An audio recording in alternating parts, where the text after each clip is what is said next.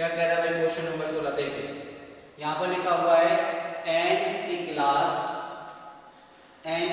नहीं बेटा इन ए क्लास होगा ये, इन ए class the average score of 30 student on a test is 69. Later on it was found that the score of one student was wrongly read as 88 instead of 58. The actual average score is, question आपसे कह रहा है एक कक्षा में एक परीक्षा में 30 विद्यार्थियों के औसत प्राप्तांक 69 है।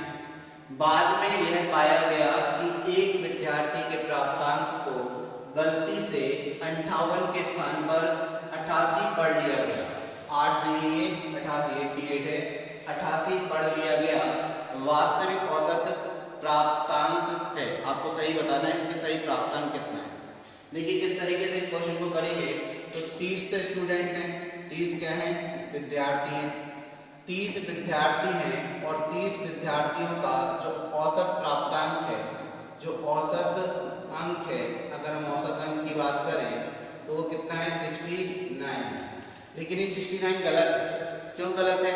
क्योंकि भाई एक विद्यार्थी के अंक तो आए थे 58 लेकिन गलती से लिख दिए 88। आए थे अंक कितने 58, लिख दिए कितने 88। तो कितना ज्यादा लिख दिया तो आप माइनस कर दीजिए इसमें से, तो आप कहेंगे 0 और 3, 30 अंक ज्यादा लिखेंगे। मतलब जब आपने औसत निकाला होगा तो औसत कैसे निकलता है, सभी अंकों का योग बटे जितने भी विद्यार्थी हैं उनकी संख्या से भाग दिया गया होगा तो उनका औसत निकला होगा। तो यहाँ पर हम देखेंगे कुल योग में 30 की ज्यादा वृद्धि है, तो कुल योग में से आप 30 न घटाने की जगह पे हर एक विद्यार्थी के अंक में से आप क्या करते हैं 30 को घटाने का प्रयास करें। तो 30 को हर एक विद्यार्थी के अंक में से घटाएंगे, क्योंकि औसत का मतलब क्या होता है 30 विद्यार्थी का औसत अगर 69 है तो इसका मतलब ये है कि 30 में से हर एक विद्यार्थी का अंक 69 हर एक कौन 69 मानेंगे। ठीक है, ये चीज क्लियर है। अब देखिए यहाँ पर 30 योग में ज्यादा है तो हम कहेंगे कि हर एक विद्यार्थी से आप यानी कि विद्यार्थियों की संख्या से आप भाग दे दीजिए। 30 नंबर ज्यादा थे, अगर हर एक से आप लेना चाहेंगे तो कितना लेंगे, तो यानी कि हर एक विद्यार्थी से 1 नंबर आप ले लेंगे, क्योंकि 30 ज्यादा था योग में। तो हर एक में कितने की कमी करनी पड़ेगी 1 की कमी करनी पड़ेगी, और हर एक की वैल्यू आप कितनी मान रहे हैं 69, और 1 की कमी करेंगे तो कितना हो जाएगा 68। यानी कि सही औसत कितना है, सही एवरेज कितना है, सही औसत अंक या प्राप्तांक कितना है, तो आप कहीं से 68।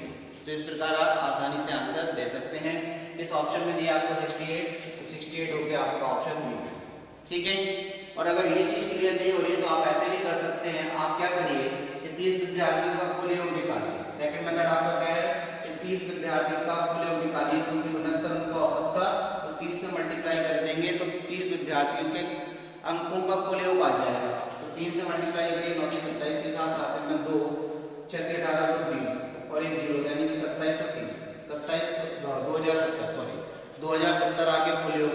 अब इस कुल योग में कितना ज्यादा है 30 ज्यादा है, तो 30 आप इसमें से माइनस कर दीजिए, 30 आप इसमें से माइनस कर दीजिए। माइनस करेंगे कितना बचेगा तो 2040, यानी कि 30 विद्यार्थियों का जो अंकों का कुल योग है वो 2040 है। तो उनका औसत क्या होगा, कुल योग में विद्यार्थियों की संख्या में फिर से भाग लगा दीजिए 30 से, 0 से 0 ये आपका कटेगा तो 30 18 और कितना बचेगा 2 3 8 24, 68 आपका आंसर इस तरीके से भी आ जाएगा। ठीक है, इस तरीके से भी आपका आंसर आ जाएगा। क्लियर है। तो आप ट्रेडिशनल अप्रोच पे जाना है चाहें तो ट्रेडिशनल अप्रोच से भी कर सकते हैं, और आपके पास डायरेक्ट करने का तरीका भी है। आई होप बात आपको समझ में आ गई, क्लियर है। चलिए बच्चों अगला क्वेश्चन देखते हैं, क्वेश्चन नंबर 17।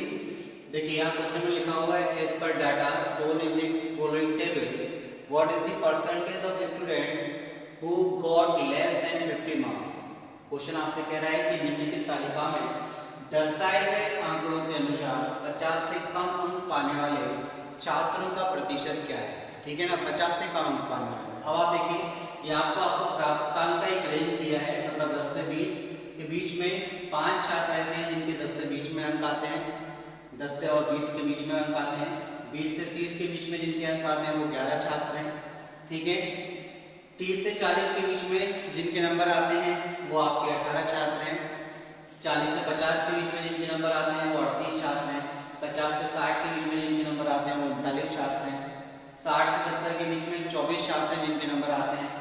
70 और 80 के बीच में जिनके नंबर आते हैं वो आपके 15 छात्र हैं, ठीक है।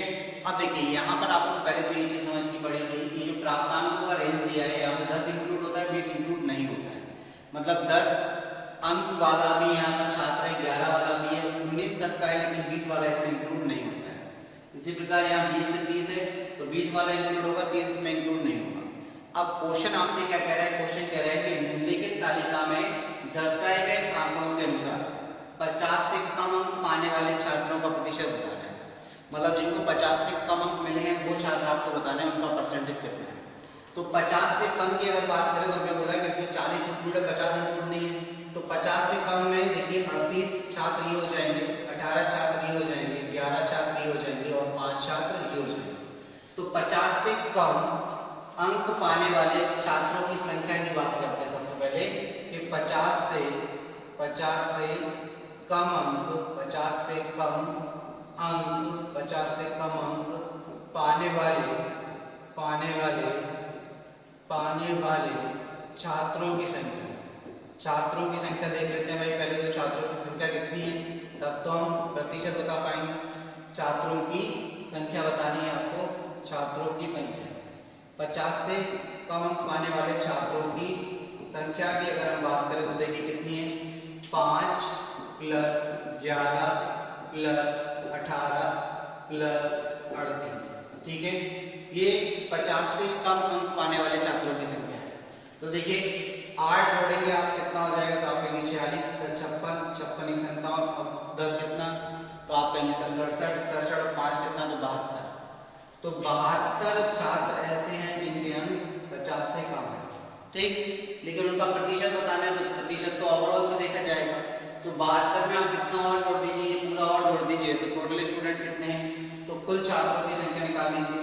कुल छात्र, तो अगर हम कुल छात्र की बात करें तो यहाँ पर कुल छात्र कितने हैं, तो आप 72 में कितना और जोड़ दीजिए, 72, 39, 24 और 15, ये और जोड़ दीजिए तो कुल छात्रों की संख्या आ जाएगी 9 और 2 11, 4 15, 5 20 की 0 हासिल में 2, 7 3 10 2 12 3 13, 130, कितना हो जाएगा 130। 7 3 10 2 12 और 3 15, 7 3 10 2 12 3 15 हो जाएगा, 130 नहीं हो जाएगा, 15 हो जाएगा। तो यहाँ पर 15 कर लीजिए यानी कि 150 हो जाएगा।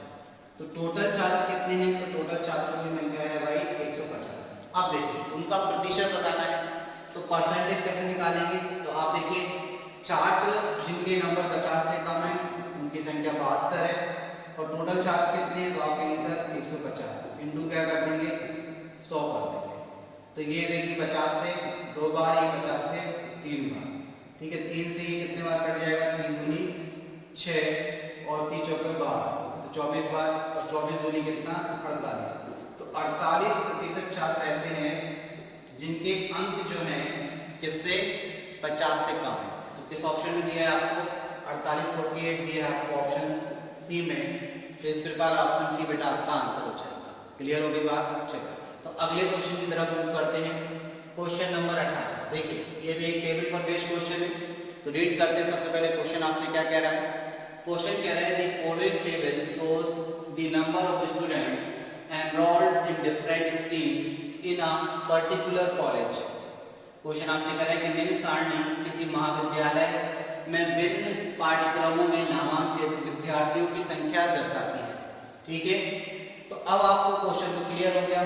ये क्या है, किसी महाविद्यालय में अलग अलग कोर्सेज में जिन्होंने अपना नामांकन कराया उन विद्यार्थियों की संख्या है और उसमें भी लड़के और लड़कियों की संख्या अलग अलग दे रखी है।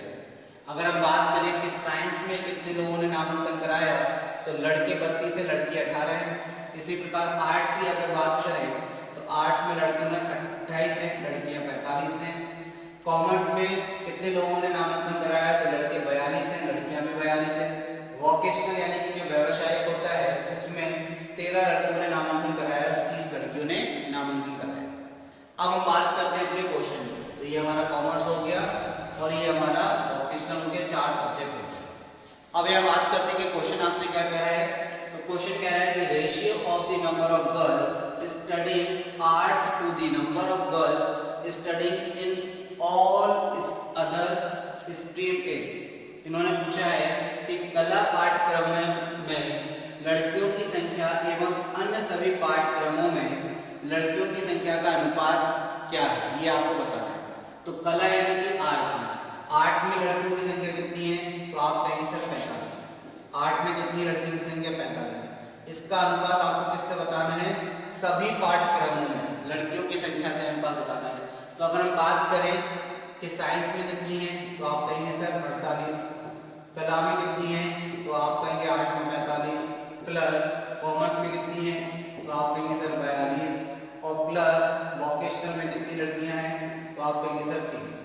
तो यानी कि आपका जो कला सब्जेक्ट है, आर्ट जो सब्जेक्ट है, उसमें लड़कियों की संख्या का आपको सभी पाठ्यक्रमों में यानी कि आपका साइंस, आर्ट, कॉमर्स और वोकेशनल, इन सभी से जो रेशियो है वो आपको बताना है। तो इन सभी का हम टोटल कर लेंगे और रेशियो बना देंगे।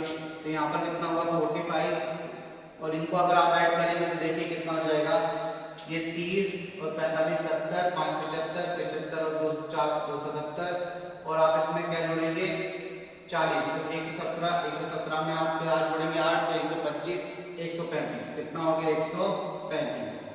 अब आप भाग लगाएंगे तो 45 के 135 होता है, तो 45 से एक बार, तो 45 से ये 3 बार कट जाएगा।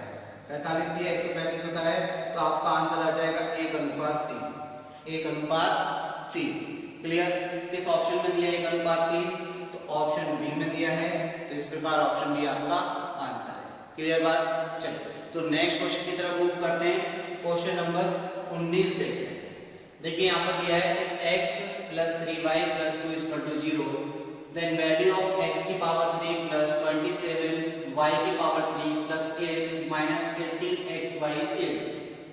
क्वेश्चन आपसे कह रहा है कि यदि x + 3y + 2 बराबर 0 है, तो x की पावर 3 + 27 y की पावर 3 + 8 - 18xy का मान आपको ज्ञात करना है। तो आपको याद होगा ये जो क्वेश्चन बेस्ड है किस पर, एक फॉर्मूले पर बेस्ड है, और ये क्वेश्चन पिछले पेपर में भी आया था और मैं आपको बताया था ये जो फॉर्मूला होता है इस पर बेस्ड हमेशा एक क्वेश्चन पूछा जाता है। ठीक है, तो इस फॉर्मूले को आप रट डाल लीजिए अच्छी तरीके से। a की पावर 3 प्लस b की पावर 3 प्लस c की पावर 3 माइनस 3abc, ये जो फॉर्मूला है इसको बिल्कुल घोटा मार दीजिए। इसका ये होता है आपका a plus b plus c और दूसरे ब्रैकेट में a² plus b² plus c² minus ab minus bc minus ca। ठीक है, ये फॉर्मूला होता है। अब इस फॉर्मूले में यदि a plus b plus c को आप 0 कर दें तो ये पूरा टर्म 0 हो जाएगा, और जब ये पूरा टर्म 0 हो जाएगा तो यहाँ से एक फॉर्मूला निकलता है a³ plus b³ plus c³ minus 3abc = 0 के बराबर। या फिर हम ये भी कह सकते हैं, यहाँ पर हम कह सकते हैं a³ plus b³ plus c³ = 3abc के बराबर। ठीक है, अब जिस चीज की रिक्वायरमेंट होगी उसके हिसाब से आपको काम करना है। तो देखिए रिक्वायरमेंट किस चीज की है, तो इन्होंने बोला कि x + 3y + 2 = 0 है, और आपको x की पावर 3 + 27 y की पावर 3 + 8 - 18xy का मान बताना है। तो आप देखते ही कह सकते हैं कि इसका मान 0 के बराबर होगा। अगर आप रिप्लेस करें a बराबर आप क्या लिखें x, b बराबर आप क्या लिखें 3y और c बराबर क्या लिखें आप 2 लिखें। तो देखिए x + y + z यानी कि ये आपको गिवन है x + 3y + 2 बराबर 0 है कि नहीं, ये गिवन देखिए x + y + z यानी कि a + b + c बराबर हो गया 0। अगर ये 0 हो गया तो आप थोड़ा सा x a b c की वैल्यू इसमें रख के देखिए, तो ये आपका हो जाएगा x की पावर 3 प्लस 3y की पावर 3 यानी कि 27, y की पावर 3 प्लस 2 की पावर 3 यानी कि 8 माइनस, अब देखिए यहाँ पर 3 और ये 2 है, 3 दूनी 6 छठी है, कितना हो जाएगा 18 हो जाएगा। ए की वैल्यू में x और b की वैल्यू में यहाँ पर y आ जाएगा, तो 18x माइनस का, तो ये पूरा किसके बराबर हो गया, 0 के बराबर हो गया। तो इतना आपको नहीं करना है, बस आपको फॉर्मूला डिकोड करना था कि भाई इसमें कौन सा फॉर्मूला लग रहा है, तो आप क्लियर समझ जाएंगे कि a plus B plus C बराबर अगर 0 है तो a cube plus B cube plus C cube minus 3abc लिखा हुआ है ये, तो ये पूरा 0 के बराबर हो जाएगा। तो ऑप्शन बी जो है वो आपका आंसर हो जाएगा। ऑप्शन बी क्या हो जाएगा आपका आंसर। तो आपको केवल फॉर्मूला पहचानना है कि इसमें कौन सा फॉर्मूला लग रहा है और आसानी से आप आंसर दे सकते हैं। क्लियर होगी बात, क्लियर है। तो चलिए आगे बढ़े, क्वेश्चन नंबर 20 देखें। तो ठीक है, चलिए तो क्वेश्चन नंबर 20 की तरफ बढ़ते हैं। देखिए क्वेश्चन नंबर 20 आपसे क्या कह रहा है, यहाँ पर क्वेश्चन में लिखा हुआ है 8 person can finish a work in 20 days. After 5 days they were requested to complete the work in the next 8 days. How many more person should join the group to fulfill the requirement? Question आपसे कह रहा है कि 8 व्यक्ति किसी काम को 20 दिन में पूरा कर सकते हैं। 5 दिन के बाद उनसे अगले 8 दिनों में काम पूरा करने का अनुरोध किया गया था, तो उस काम को पूरा करने के लिए कितने और व्यक्तियों को समूह में शामिल किया जाना चाहिए। देखिए क्वेश्चन आपसे कह रहा है कि 8 व्यक्ति किसी काम को कितने दिन में कर सकते हैं, 20 दिन में। लेकिन क्या हुआ, 5 दिन के बाद उनसे बोला गया कि अगले 8 दिनों में आप इसको पूरा कर दीजिए। मतलब अभी तो 5 ही दिन हुए थे, 15 दिन और बचे थे काम को होने में, लेकिन अनुरोध किया गया कि भाई अब 15 दिन का समय नहीं लेना है, आपको अगले 8 दिन में इसको कंप्लीट करना है। तो कुछ व्यक्तियों की रिक्वायरमेंट पड़ेगी, कुछ और व्यक्ति आपको काम पे लगाने पड़ेंगे। ठीक है, पहली चीज एक चीज समझ लेना कि व्यक्तियों की संख्या और दिनों का संख्या जो होती है उनका मल्टीप्लिकेशन वर्ग बनता है। तो हमारे पास स्टार्टिंग में कितने व्यक्ति थे, 8 व्यक्ति थे, 20 दिन में काम कर रहे थे, तो ये क्या है टोटल है। लेकिन 5 दिन के बाद उनसे 8 दिन में काम करने के लिए बोला गया, तो इसका मतलब कितने व्यक्तियों ने, 8 व्यक्तियों ने 5 दिन तक तो काम किया। 8 व्यक्तियों ने 5 दिन तक काम किया, फिर उसके बाद क्या हो गया, काम को 8 दिन में खत्म करना है। मतलब अब केवल 8 दिन में खत्म करना है, मतलब आपके पास बचे थे 15 दिन, लेकिन 15 दिन में नहीं करना है, काम को 8 दिन में खत्म करना है। तो अब कितने व्यक्ति और लगाए, तो हमने बोला भाई 8 + x व्यक्ति और काम पर लगा लीजिए, और काम कितने दिन में हो जाना चाहिए, शेष काम 8 दिन में।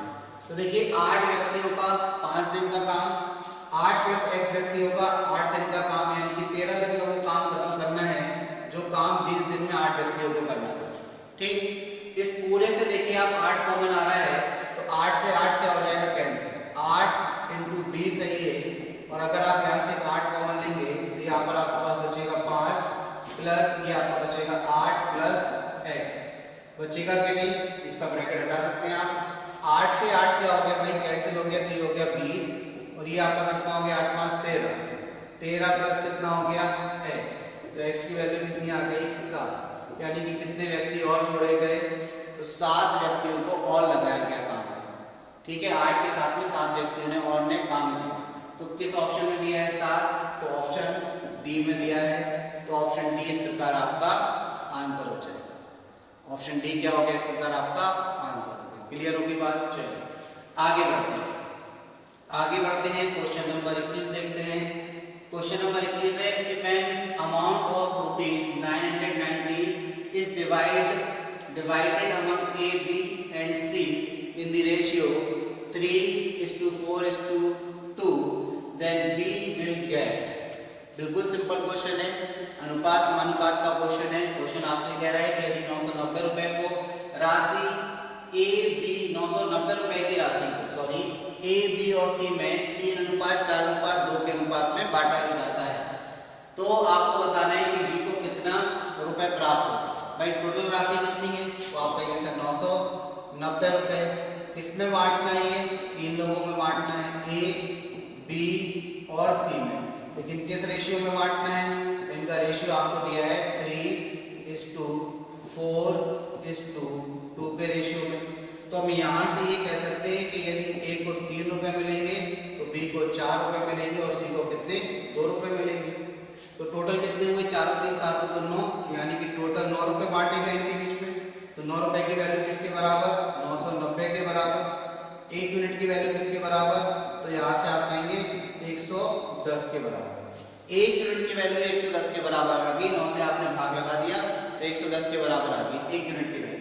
पूछा क्या गया है कि बी को कितना पैसा मिलेगा, तो बी का आप देखिए भाई, बी किस अनुपात में था 4, तो 4 यूनिट की वैल्यू निकालने के लिए दोनों तरफ आपको 4 से मल्टीप्लाई कर देंगे। 4 से आप मल्टीप्लाई करेंगे ये कितना हो जाएगा, तो आप कहेंगे सर 440, तो बी को कितना रुपए मिलेगा, 440 रुपए मिल जाएगा। किस ऑप्शन में दिया है भाई 440, तो ऑप्शन सी में दिया है, तो इस प्रकार ऑप्शन सी आपका आंसर हो जाएगा।